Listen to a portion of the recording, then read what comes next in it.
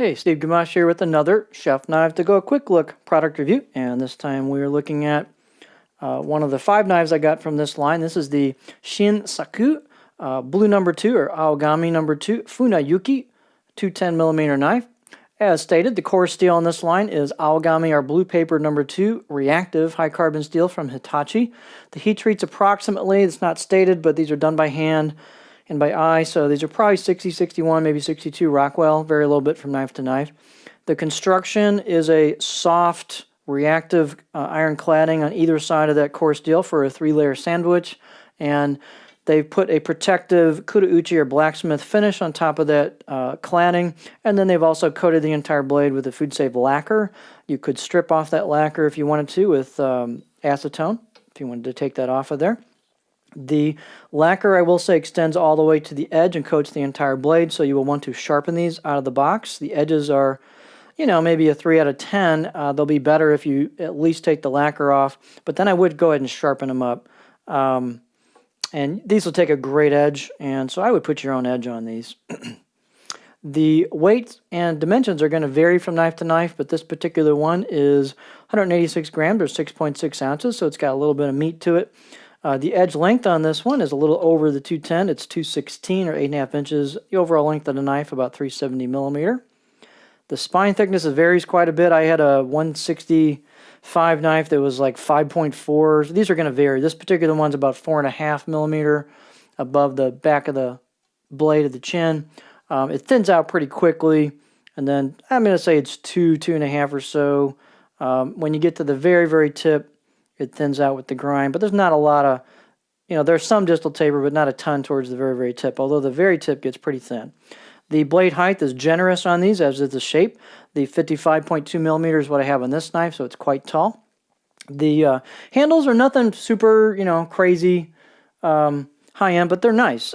They've got a D shape to them, and it's got a basic hoe wood with a buffalo horn ferrule on these, which is a nice upgrade from some of the plastic ferrules you see in this general range, and a little bit of a step between the wood and the ferrule, but you could easily sand that down if you felt like doing that.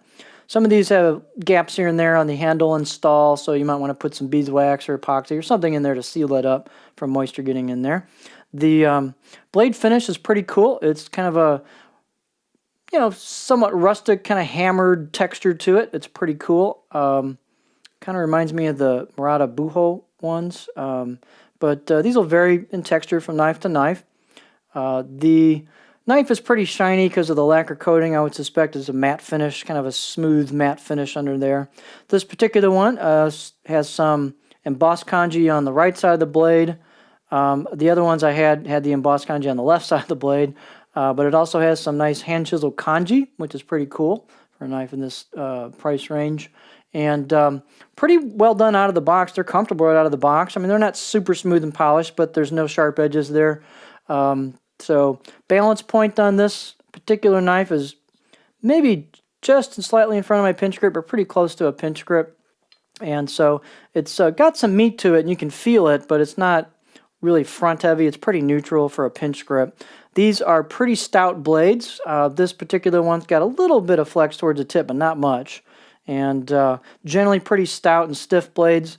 They do thin out pretty nicely towards the very, very edge, and that's going to vary a little bit from knife to knife. These particular ones have a little bit more of a bevel grind with a kind of an angle to it on the right side of the blade, and the left side of the blade's a little bit flatter. But I've been playing with this one, and I'm a lefty, and I haven't had any steering issues really to speak of with it. Let's look at it on the cutting board.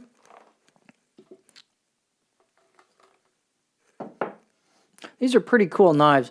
This particular one, all the rest of the knives in the series, and it says that they're blunted on the website, but this particular 210 has a pointed tip on it.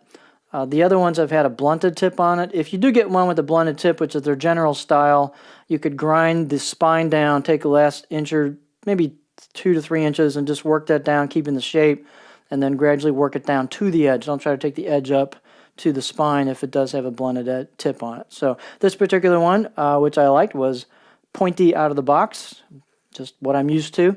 Here's the profile on the edge. This is a pretty interesting blade, because it helps if I focus. I like these things. They're pretty cool blades. This has, the point's pretty far of a drop in kind of a spear style. So you're not going to get real high.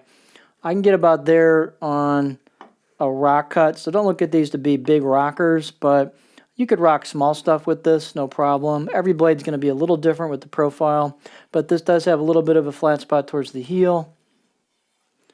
The 180 actually probably had a little more of a flat towards the heel than this one does. This one's kind of a gentle curve. Should work pretty well for a variety of techniques, but it's a pretty cool blade, as I mentioned. Performance is actually pretty decent on these, so it's an interesting option. Normally, Funayukis are single bevel types, but these are ground double bevel.